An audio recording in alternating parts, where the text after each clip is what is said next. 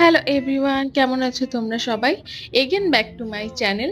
তো দেখো, সন্ধ্যা হয়ে গেছিল। সন্ধ্যাবেলা ঘুম থেকে উঠে ভাবলাম তাড়াতাড়ি সন্ধ্যাবেলার কাজগুলো সেরে ফেলি, কারণ আমার যে কাজ করে মেয়েটি, সে আজকে আসেনি। তো যাই হোক, উঠে দেখি আমার মেয়ে আমার আগে উঠে আছে। তো তারপর আর কি, ওকে বিছানার মধ্যে রেখে চলে গেছিলাম সব কাজ করতে। তো প্রথমে ঘরটা ঝাড়ু দিয়ে নিচ্ছিলাম। ঘরটার ঝাড়ু দিয়ে অনেক কাজ বাকি, সন্ধে দিতে হবে, রাত্রে রান্না করতে হবে, মেয়েকে খাওয়াতে হবে, প্লাস আরো কতগুলো যেগুলো কাপড় জামা ধুয়েছি সেগুলো ভাঁজও করা হয়নি, দুপুরে এনে রেখে দিয়েছিলাম, সেটাকেও ভাঁজ করে নেব। তো দেখো, সবার প্রথম কাজ আমি ঘর ঝাড়ু দিয়ে নিলাম। এখন চলে যাব ফ্রেশ হতে। তো ফ্রেশ ট্রেশ হয়ে সন্ধ্যা দিতে বসতে হবে। তো দেখো, আর আজকাল না চুল আঁচড়ানোর সময় খুবই মন খারাপ হয়ে যায়, কারণ এত পরিমাণে চুল পড়ছে আফটার ডেলিভারি, আমার মানে বলার মতো নয়। তো কি দিলে যে চুল পড়া কমবে তা তো জানি না। যাই হোক, যা হচ্ছে হোক, দেখা যাক। যতদিন না পুরো টেকো হয়ে যাচ্ছি ততদিন হয়তো পড়তেই থাকবে আমার চুল। তো তারপর দেখো, ফ্রেশ হয়েই চলে গেছিলাম সন্ধ্যা দিতে। তো ফার্স্ট আমি সন্ধ্যা দিয়ে নিচ্ছিলাম।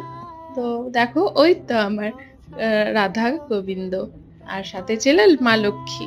তো ফার্স্ট ওনাদেরকে সন্ধে দিয়ে তারপর জোকারও দিচ্ছিলাম, সেটা বুঝতে পারবে না তোমরা। যাই হোক, তো দেখো, এই ঘরে এসে একবার মেয়েকে দেখে নিলাম। টুক করে দেখি চুপ করে কার্টুন দেখছে, ওনার ফেভারিট কার্টুন।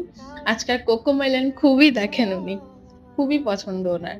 তো দেখো, সারা ঘরে ধূপ দিয়ে তারপর এসে দেখি যে কাপড় জামাগুলো ওই দেখো কিভাবে পড়ে আছে।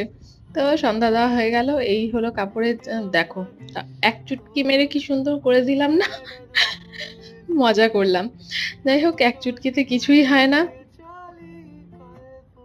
যাই হোক, এক চুটকিতে তো কিছুই হয় না। দেখো, তারপর ড্রেসগুলো ভাঁজ করে চলে গেছিলাম মেয়ের জন্য খাবার বানাতে। তো খাবার বানিয়ে তারপর মেয়েকে খাওয়াবো, তারপর রাতের রান্না। তো চলো, আজকে তোমাদের সাথে এটুকুনি শেয়ার করলাম। দেখা হবে অন্য কোনো ভিডিওতে। ততক্ষণের জন্য তোমরা সবাই ভালো থেকো, সুস্থ থেকো। Tata, by. আর কেউ কিন্তু লাইক কমেন্ট শেয়ার করতে আর সাবস্ক্রাইব করতে ভুলবে না, জানো।